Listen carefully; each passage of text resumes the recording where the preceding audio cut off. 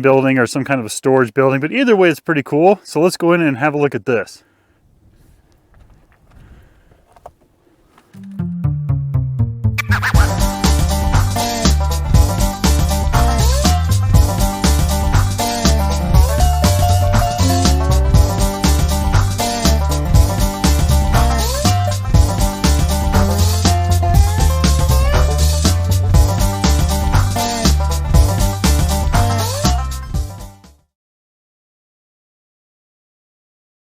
So we're back out here in the Oregon Desert for 2 days and 2 nights, and the goals of this trip are going to be, we're going to take a look at the CCC camp that we're standing in, and then we're actually going to spend the day tomorrow up above it, see if we can see what we can find that what these CCC workers were maybe doing up there on the hills. So in case you don't know what a CCC camp is, it's a Civilian Conservation Corps camp, and those were typically around in this area around 1937-ish, somewhere in that range. And what they were for is to kind of give people jobs so that they can make a little bit of money. So they would work on like the BLM lands out here, cutting down juniper trees and making fence posts, clearing land for grazing and farming. You know, they would do stuff like that, drilling wells, you know, that kind of stuff. But then the war started. So around 1941, 42 in that range, camps like these would shut down, and they would focus, the government would focus their efforts elsewhere for the war. Now, CCC camps are actually kind of designed around military barracks type scenarios. So the people that worked here in this particular camp, there was about 200 of them, and it was a good deal. I mean, they made decent money. You know, they got fed really well. They had nice barracks. You know, in this particular camp, though, the barracks that they had, they actually started in tents, and then later on they brought in pre-constructed buildings for the people to live in. So then it got a little more hospitable for them. And if you look at the map on what these camps actually look like, you know, it kind of looks like a military camp. You know, you had your barracks all lined up, then you had chow hall, you had a shower area, you know, and then you had, you know, food storage and just general admin buildings. And it very much so looked, along with the uniforms that the people would wear, it very much so looked like a military camp. All right, well, let's take a walk around here and take a look at some of the structures that are left here and go from there.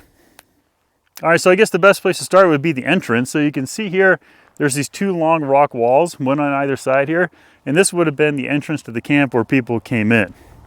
So the building behind me here is actually the original building. It hasn't been rebuilt, that I know of at least, and this is actually called the cold house, and this is where they would have stored some food.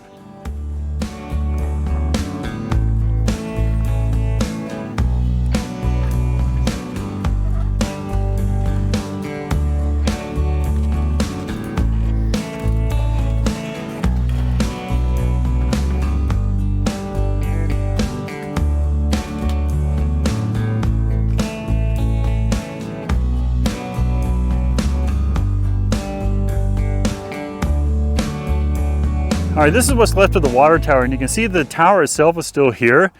But at one time, this tower had a big tank on top, and then it had hand railings lining around the top of the tank so people can get up there without falling off.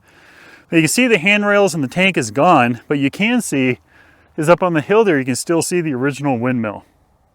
Now the building you see behind me here is actually not an original building.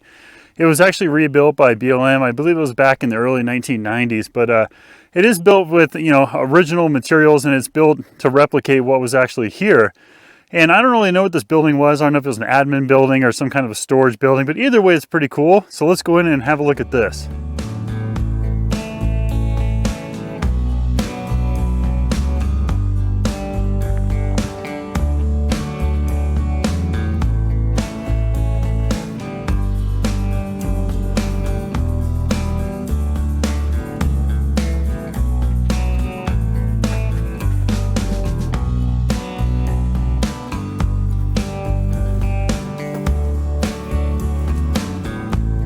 All right, so what we're gonna do now is we're just gonna jump in the Bronco and head up to the windmill and take a look at that, because I have a little bit of history on that windmill up there. And then up the road from that, I believe, is gonna be the can dump that I know is there. So we're gonna take a look at that too.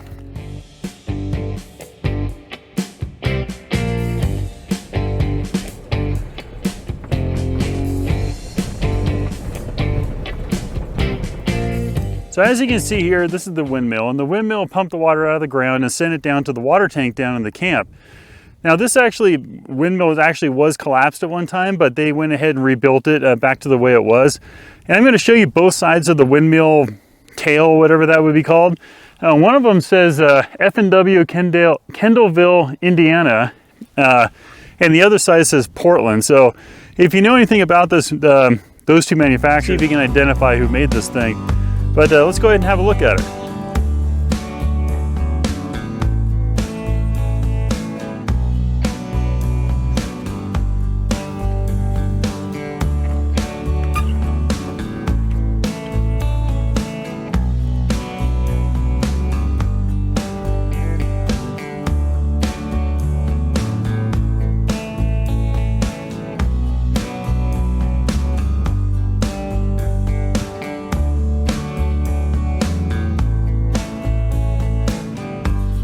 All right, so I was driving along and I finally found some debris on the side of the road, which means I'm coming up to the big can dump. And as most of you know, I love can dumps. I love garbage dumps. To me, like when you have the CCC camp down the road there and I find the dump for that camp up here on the hill, it tells me kind of what they ate and the tobacco they used and just the supplies they used, which tells the history of the way these people lived here.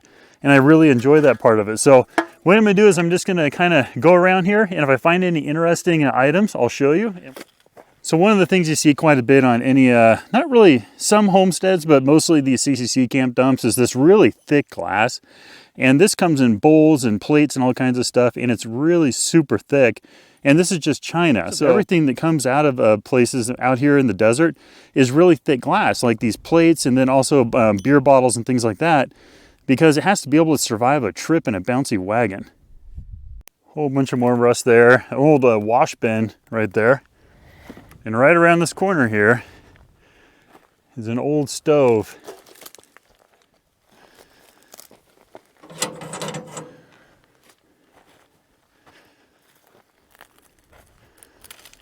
What we're going to do is start heading to camp because it's starting to get dark. And then tomorrow we're going to come back to this area, but we're going to go way up in the hills, see what else we can find of this camp. So in the meantime, we're just going to kind of head back to the Bronco and find a camp spot.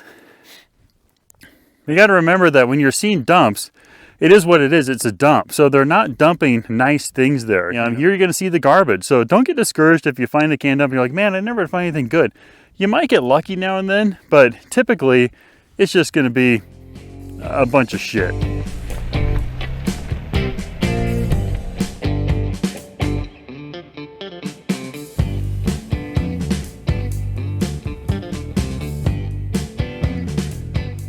All right, so we just rolled into camp and I gotta tell you, this is absolutely beautiful. As long as it doesn't get too windy, because I'm kind of in here in the open a little bit, which I usually like being in the open, but I just don't know what's gonna happen in the wind.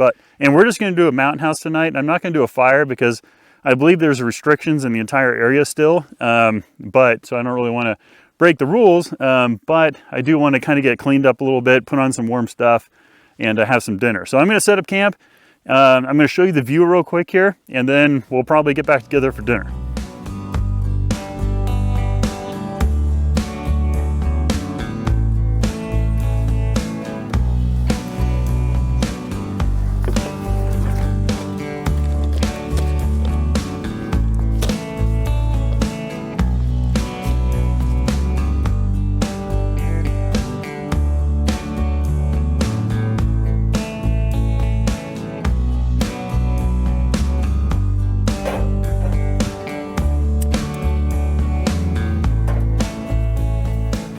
All right, so for tonight, we're just gonna do the creamy mac and cheese from Mountain House. This is one of my favorites, and these are actually really good. Also, the buffalo style one's really good. That's a newer one, but that one's even better than this. But I had one of these in the shelf, so I figured I'd bring it out and use it up. So while my water's boiling over there, I'm just gonna give myself a little face wash and a little bit of a hair wash just to kind of freshen up. Right now, the water's warm from being in my car, so I'm gonna take advantage of this and do my hair and face now.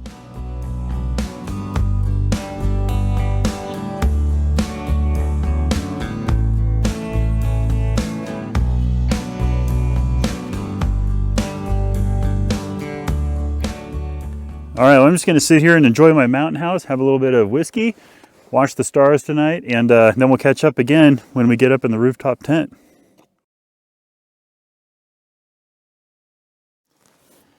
All right, everybody, it's about 8 o'clock at night, and I'm getting ready to go to bed because I'm really tired. But it's about, I'm gonna say it's about 32 degrees, and it's supposed to be about 17 later on tonight. Go ahead and go to bed because I'm pretty tired, and I'll see you guys in the morning for breakfast.